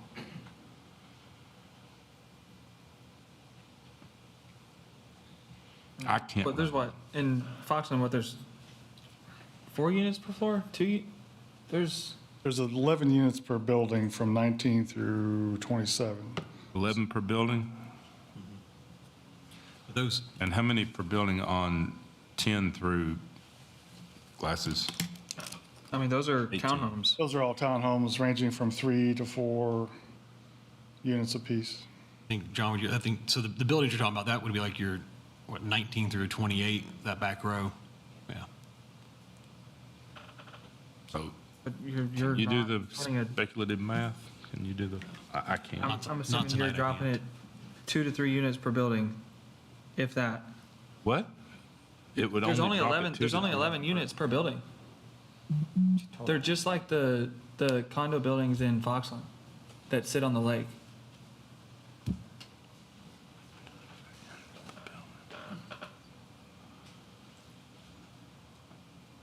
You're saying building number 19, which is the same footprint essentially as building 18, has 11 units in it, and it would only drop to 9 by reducing it to a 2-story, just like building 18?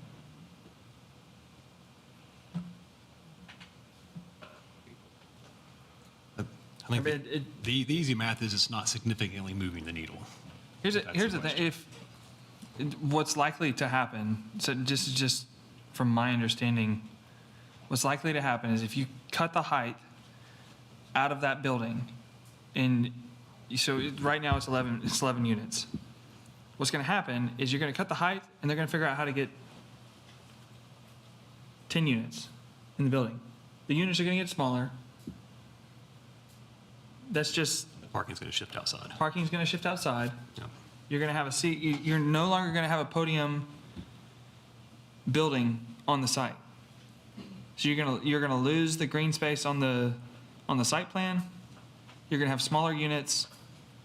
And these buildings are the ones that are potentially for sale out of all of them. Are you assuming in your speculation that the density stays at 475 units? It wouldn't drop. I don't see it dropping based on those types of buildings and the unit count reduction, reducing the height. I don't see it dropping below 400. That's just my opinion without doing any math or doing quick math. I just you end up with those types of buildings. You end up negating the look and feel of the actual units themselves, and those are the ones that the folks are actually going to want to buy just because of the type of units they are. Again, that's an opinion. Look, I've said, I think the project looks great. It's well done. I have a hard time going from 130 to 475 and increasing it by 340 units in an area when is contrary to what was reached. If it was even if it was only doubling the units, it might be an easier conversation. But that's again just my opinion. But the height of the buildings, I'm not concerned with back there. To CJ's point, I think that part of it's fine. The density increase in an area where it wasn't supposed to be done, to John's point, I think is where I have an issue. Mr. Chair, may I answer your question, if I may, or a thought? Just keep in mind that we're displacing a lot of commercial in the northern piece of the assisted living, the 150 U-shaped building, and then another 60 units. That's displacing all commercial in there, so if that helps. Yeah. So, I thought this is kind of what you guys were wanting. We bought those buildings right up to the street. Nobody else done that I know of. We put some cars under these buildings. We're parking these buildings. I thought that's what you all wanted. I know it's what you wanted because you've told me 15 times. The density, it takes the density to make something like this work. And again, I ask you to remember, this is a 55 and up project. If they want to go to the movies, they walk across the street. If they want to go get groceries, they walk across the street. If they want drugs, they walk across the street. Cup of coffee, same deal. Ice cream, same deal. Walk across the street. Don't get in the car. We're not taxing the city's utilities at all. This is a self-contained project, pretty much. Some of your mamas and daddies probably going to be in there before it's over with. There's a lot of people come to town in Gallatin looking for this project. And it's not here yet. I don't care. They say it's others around. There's not another project in this city that will match this. You walk across the street for everything you want, or get in your golf cart. Again, John, I thought that's what you wanted. And yes, let me tell you something. It's been 10 years since that agreement was made. A lot of water under the bridge around here since 10 years. And I told you, I've talked to all of you about it. A lot of water under the bridge, 10 years. Thank you. Okay, thank you, sir. I mean, what I'll add to that is, obviously, I know they mentioned that there was other, they said similar projects, but there's not another project like this that has a walkability to it. That's gonna bring, I mean, the other one down the road doesn't have the walkability. I mean, they gotta walk across a major road to access grocery. I mean, they basically have to get in their car and leave. Has a traffic study been submitted? I know Well, we've had conversations on scoping one out. They're still working on that. which that's a condition, I think one of the 4 conditions. I don't believe so. This is PMDP, not an FMDP. Oh yeah, that's right. It's not required to FMDP. Well, I'll entertain a motion if someone wants to make one.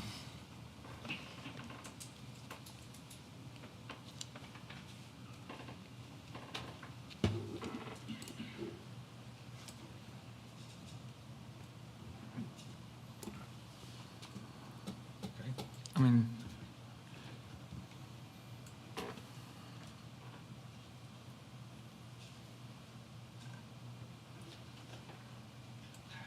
obviously, I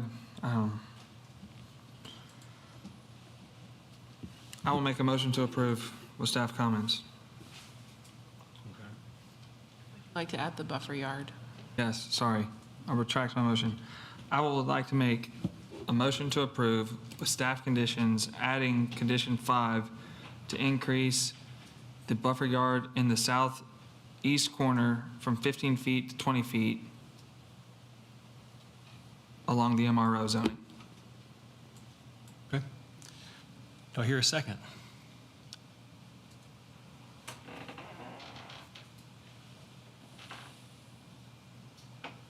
I'll second. Okay, so got a motion by CJ for approval with staff's recommendations of approval plus the buffer, second by Mr. Thompson. So, all right, any further questions, debate? We've talked it to death, it seems like, at this point. I mean, if this was a true multifamily project coming through, I think I would have different feelings. I agree with you.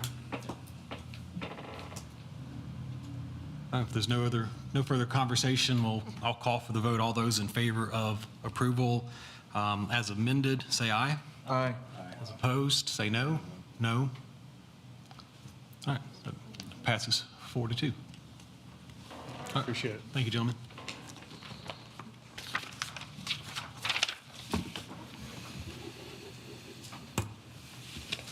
All right, item 13 is Resolution 2024-096, Habitat for Humanity.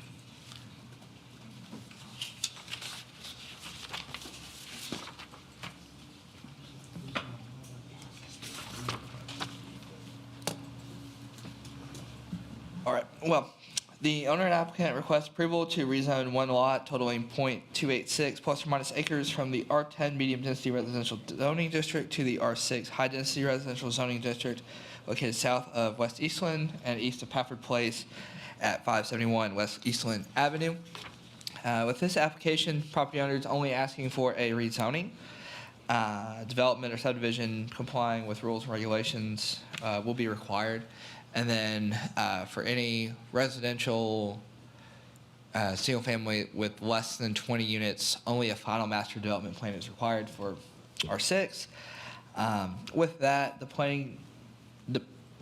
staff recommends approval of GMPC resolution number 2024-096 with one condition.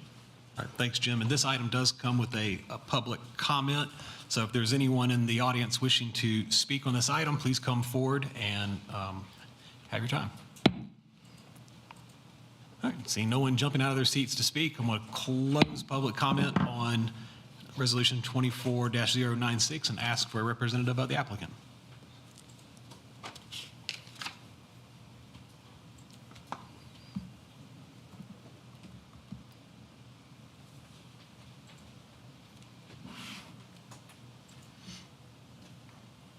Allison Turner with Greenwood Design. Happy to address any questions you may have. We agree with the comments, Comment? or comment. This is pretty straightforward. Motion to approve with staff conditions. Second. All right, I got a motion by CJ, second by Albert for approval with staff's one condition of approval. Thank you for making that one easy. All those in favor of approval, say aye. Aye. Opposed? All right, passes unanimously. Thank you. Item 14 is Resolution 2024-092, Dollar General, Southwater. Good evening, Commissioners. Brad Hickman, Staff Planner. The owner and applicant request approval of a site plan to a 10,640 square foot Dollar General on 1.13 acres Zone CS Commercial Services District located east of Southwater Avenue and south of Witherspoon Avenue. Some notable changes since the work session would be that the store has moved 30 feet to the south to provide a little more green space and drainage area above it. Sorry, I'm having some problems with my clicker. Oh, it caught up.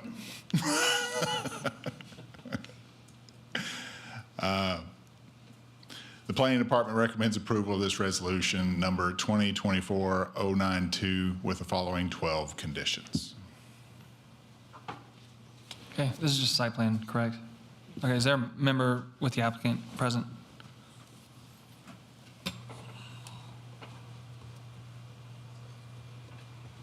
Allison Turner with Greenwood Design, representing the engineer. Okay. I know, I guess the shift, in work session, y'all were saying y'all didn't know if y'all were gonna be able to make parking, but I'm assuming y'all did. I know there's a sea of parking there. I know There's actually not much parking because it's not striped.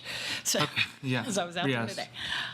Yes, I think we exceed the parking by one space according to ordinance. And the only issue I think that we have with conditions is, yes, we did create that green space back behind, trying to get a little bit of a minimal amount of stormwater detention.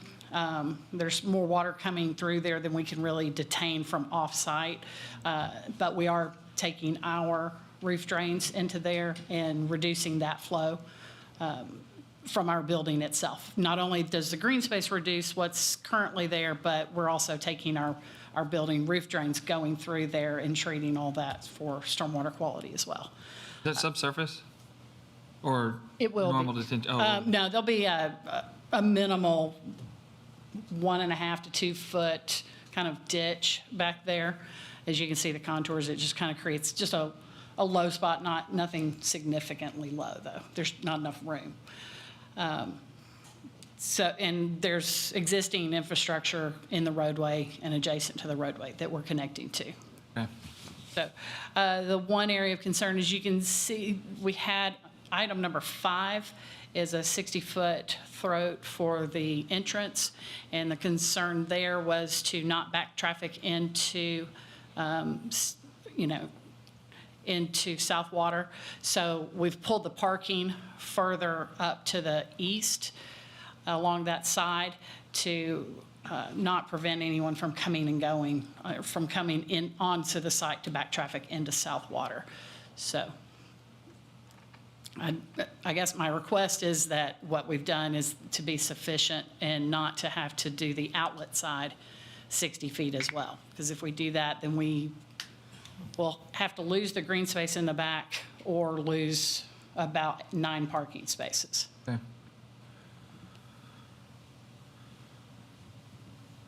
Engineering, want to weigh in? Sure. So Southwater's listed as a minor arterial, and the requirements for the access management policies are to have a 60-foot throat length. That's not met with the southern entrance, and it needs to be with Southwater being a minor arterial. As this develops, we've got a widening project on the south side of this going on. We want to make sure that we get the throat lengths right.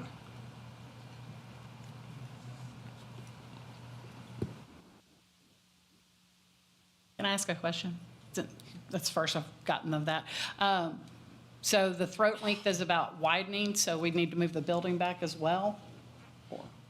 No, the way that we had drawn on it, a way that you could get that throat length is I think it's a 25-foot drive aisle right there. That's within that 60-foot throat length. So what could happen if somebody is heading northbound on South Water, turning into the site, if somebody's also turning in behind them, if they're turning left to go down that drive aisle, it could back up traffic onto South Water. So we're not looking for any driveway conflicts of people driving through the aisle or backing up out of a parking space, trying to prevent that there's enough space on the entryway to Dollar General or any other projects that might develop on this property to be able to have space to get into the site before they make a turning movement. Are you overparked? By one space. With the elimination of these two parking spaces and bringing the aisle up to here, would that be sufficient to move it in? No, then we'd have to have dead-end parking. Because what they were showing was like an island, I guess, coming up.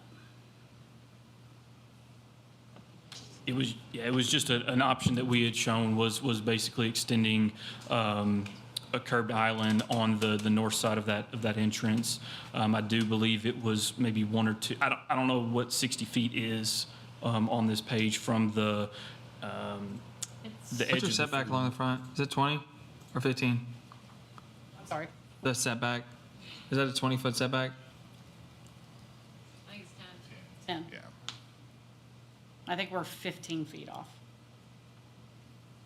The building's 15 feet off? I think so, yeah. I missed the first part of this conversation, but We're is talking about the throat length. Condition number 5 is what we're talking about. And we're talking about this access Right. off of Okay. South Water. Yep. And the throat length is measured from the edge of the roadway, not the right-of-way. So, Edge of the roadway? Correct. Oh, yeah, I forgot about that. so I guess, so is the concern if they show that they're going to lose parking? Yes. Yes. Okay. We're parked by 1. Let me ask you this, though.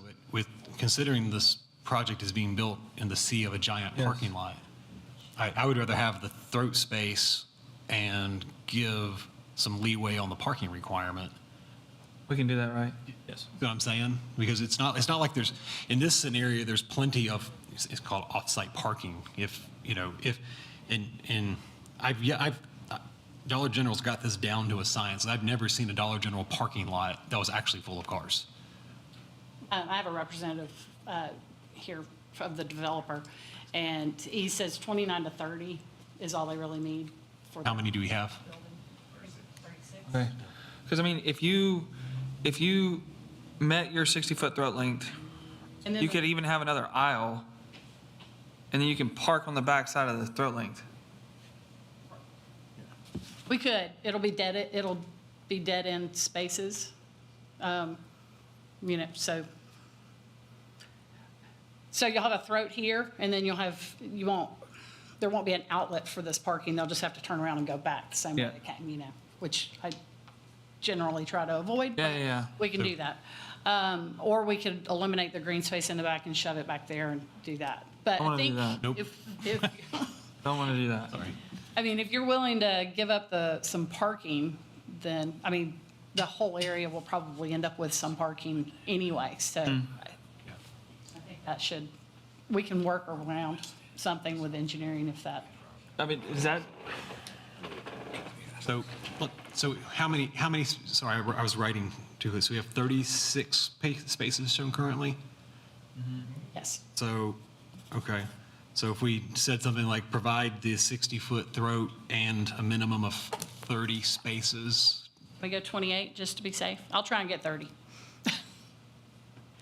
Trust me, I like to squeeze parking on site. I understand.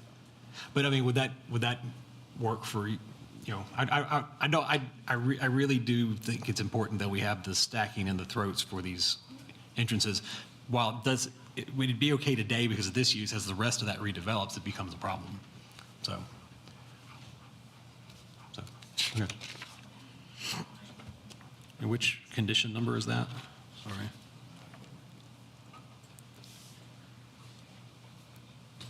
Condition number 5 is the one dealing with the throat length. Okay. So, and then were you guys okay with the rest of the conditions? Yes. The rest of the conditions are fine. Okay.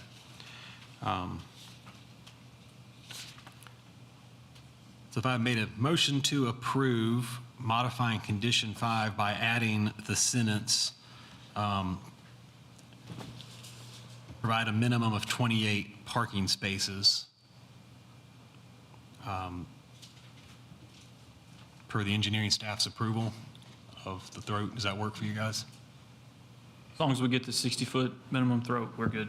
Yeah, because I'm not going to change anything about your condition. I'm just going to say, and also provide a minimum of 28 parking spaces for the site. Can I ask a quick question? Yeah, sure. So you built these before, so is 28 spots sufficient for daily usage?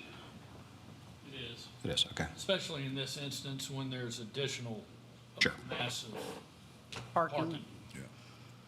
Second. Okay. Motion and a second? Second. Yep, second. Well, I was CJ saying- was my I was second. saying second. It's okay. Sorry. Sorry. My motion, CJ second. It's just delayed. Just, we're a little slow. Okay, I think it's going to be a good looking, probably, without no other further conversation, we'll call for the vote. All those in favor of approval, say aye. Aye. Opposed? No, passes unanimously. Thanks, guys. Okay, item 15, I'm glad to report is the last one on the agenda for tonight, is Resolution 2024-094, the crossings at Hidden Creek. The owner and applicant request to rezone 24.49 acres from the PGC zoning district to the MRO zoning district with amended preliminary master development plan for the crossings at Hidden Creek. This is for the expansion of the overall project, so that we'll have Phase 1, which is already approved, with some minor modifications here, and Phase 2, which will add acreage and units and a couple different unit types. This is the previously approved plan. And this is the modification with the addition of the additional acreage to the north. This amendment requests the following. It adds 36.45 acres to the overall development. It rezones 24.49 acres from PGC to MRO. It adds 2 housing types not in Phase 1, an alley-loaded townhome and stacked flats. It adds 35 front-loaded townhomes, 106 alley-loaded townhomes, and 144 stacked flats. It extends Jenkins Lane from Phase 1 to Big Station Camp Boulevard and adds 3 more PGC-zoned commercial lots. Phase 1 was approved with 311 units, and this Phase 2 will consist, for the overall development, it will be 596 total units with 5 commercial out parcels on 120 acres. This is a density of 6.93 units per acre. This area is in the general urban character area, so it is consistent with the comprehensive plan. The architecture for all of the various units are not intended to meet the code 70% brick and stone requirement. They are requesting that cementitious siding be included in that calculation. This is similar to McCain Station and to Phase 1 of this project. Additionally, the commercial, when it comes in, will each require their own FMDP, and as of right now, they would meet the 70% unless you granted them an exception. The owner and applicant is also requesting exceptions for the yards and the minimum lot width and size, and these are all consistent with Phase 1. The Planning Department recommends approval of Resolution number 2024-094 with 7 conditions. Given that this is a significant change in density and includes a rezoning, this will have to go to City Council with your recommendation, and a public hearing is required. Thanks, Jillian. At this time, we'll open a public comment period for the crossings at Hidden Creek. Anyone wishing to speak to this item, please come forward and state your name and address. Public comment is open. All right, see no one wishing to speak, we'll close public comment and we'll hear from the applicant.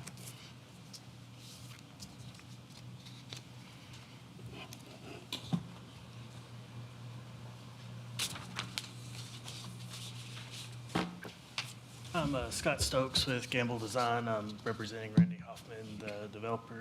We're good with the conditions and here to answer any questions.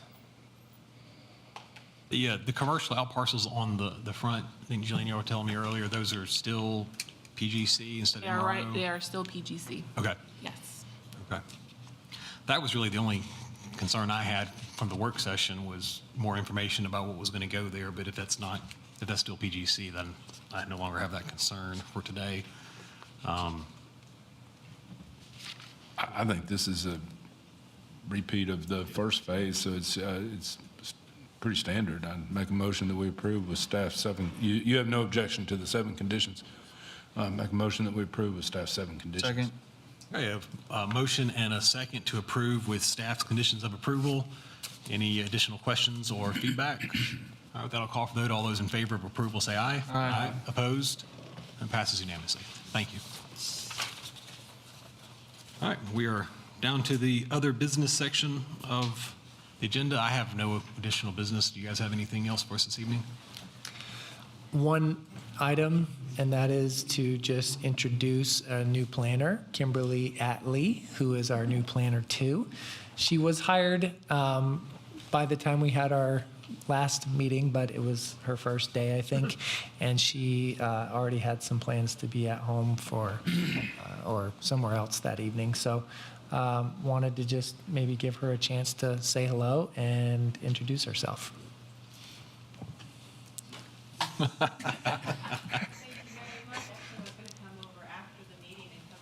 Put in this stand. Cover the mic. So now you have to start all over. Just joking. Thank you very much. I was actually going to come over after the meeting and come over and introduce myself individually, but I am happy to be here. I'm excited actually to be here, and I look forward to working with each and every one of you. If you have any questions for me, I'll be glad to answer those after the meeting. Welcome. Welcome. I've heard good things, so welcome to the team. So look forward to seeing you at our meetings. We try to make sure they're not this short normally, so. The only thing I know I told you before the meeting, I would likely not be at the August meeting. Okay. So just a heads up. I will be here for that one, so we'll be good. And John?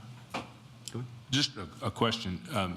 Gosh, 20 years ago, our planning commission packets were just like super simple, not much detail. So it's amazing the amount of detail that y'all and the amount of work y'all put into this.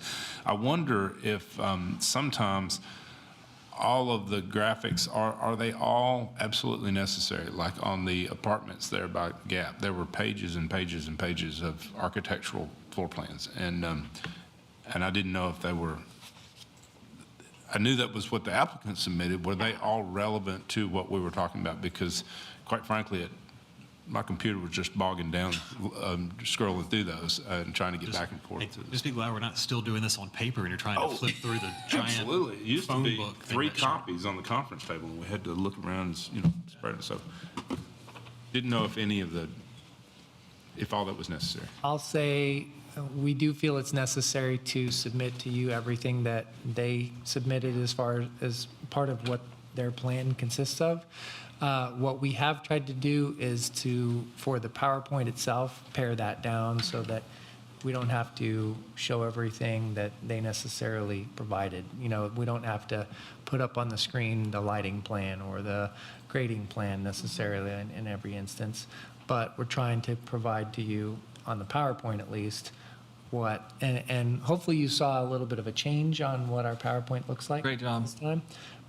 We tried to make an effort at making it look a little bit more professional, give you all the information that pertains to the project as much as possible on there so that we can kind of help the public understand and you as well as a planning commission understand what important parts of the project there are, and then focus on those and not necessarily on every little detail that may be a part of the packet, but, needs to be discussed. Okay, so let me maybe rephrase the question, and I'm right on the edge of what I understand. I probably, CJ will understand this better. When you save a PDF, when an applicant saves a PDF, they can save it in layers, or they can save it as one static PDF that's not in layers. And I found that like on some of those for the project there in the Fairview, it was loading, because it had layers, it was just taking time to process in layers. So can we maybe tell the applicant it has to be saved not in layers? Or reduce the file size. We do flatten everything. You do? That one was flattened? Yes. We make them, we flatten them into 8.5 by 11 sheets so that when you scroll, it doesn't do that. So yes, everything is flattened as if you printed it. I will. Okay. I will say that. Some of them just get very large. And John, I think, the one thing I would add to that is I think the including of all those pages is important because it's getting published for the public to digest. So someone, is going to want to see every page. The trick that I found of getting the agenda to download to where I can actually go through it was to download it on an iPad and save it to the books. And then it just zips through it because of the way it's saved. But trying to read it on the computer like this one just was almost a waste of time. Yeah, we do try and pare it down as much as we can and size it down. Okay. I will say our new planning assistant who started at the end of June worked very hard on this PowerPoint and revamping it for us. That looks great. So I wanted to give her credit. So we're still trying to figure out, making sure the best information is out there for you, but she spent a lot of time working on this. Looks great. That's great. I have no other business. The other thing that is helpful in the instance of trying to get to the next item in your agenda is to use the bookmarks on the right-hand side and to click on the next item versus trying to scroll all the way down. Okay. If you click that next item, You can go right to the attachments. Yeah. correct. Well, no, that's operator error on my part. You'll get right to it. And you could use the little cheat of if you want to get to the bottom of the agenda item that's above you, you click the next item down and then you scroll up just a tiny bit. So that Got can too, also. It just got too technical for me. So. Very good. All right. Well, I'll entertain one more motion for the evening if someone would like to make it. Somebody over here scrolling. Let's adjourn. I got a motion to adjourn in a second.